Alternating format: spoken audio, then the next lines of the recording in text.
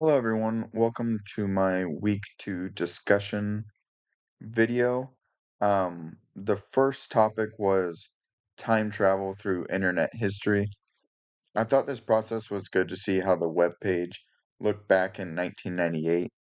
I went through all the links on the homepage and all the links like admissions, academics, and departments would show a screen saying the Wayback Machine was not archived or has not archived that URL. I thought this was strange at first, and so I went just scrolled back, and then I was navigating through all the other links, end up finding links at the bottom of the page, and I saw that those actually worked and went back through the admissions, academics, departments, people, and all those other ones.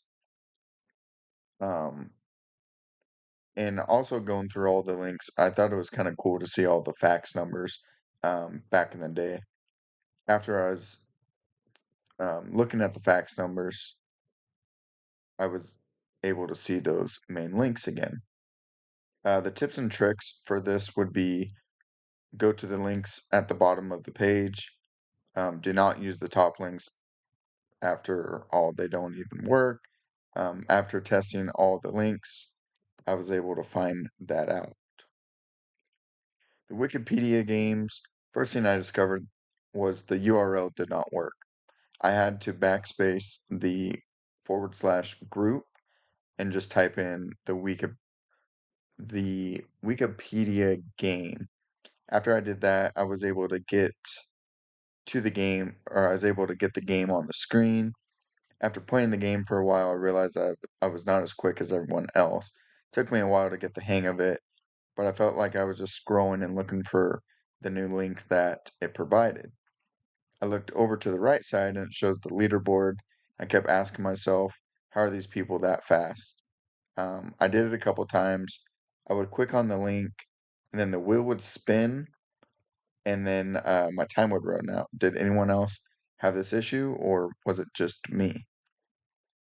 The tips that I would say for this game, I can't really give any tips and tricks because I wasn't really able to complete any of the races.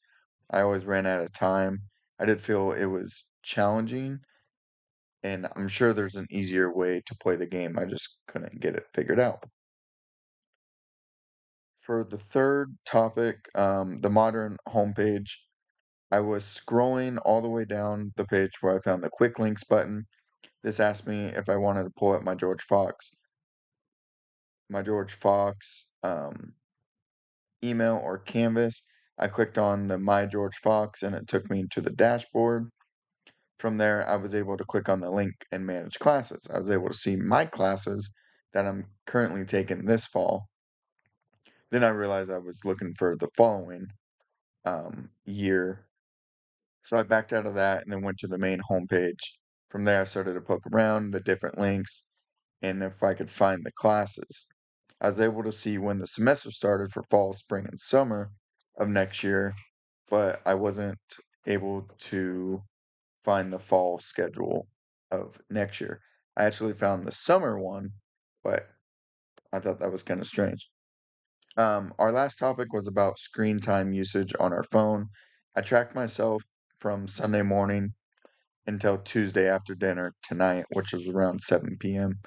I noticed Sunday I picked up my phone more than I normally do, and this is due to the fact I watch football games, and I'm always checking my ESPN Fantasy Football app and also Twitter to give live updates on my players.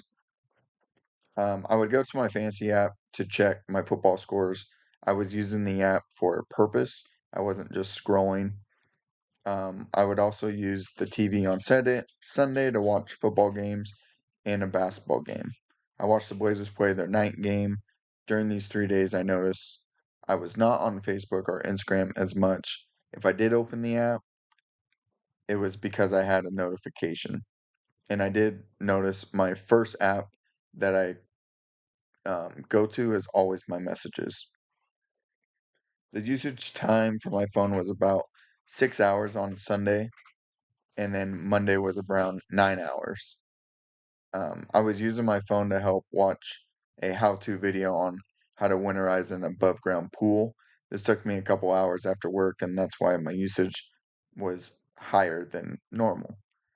I also did stream a football game and noticed this is why the usage was up as well.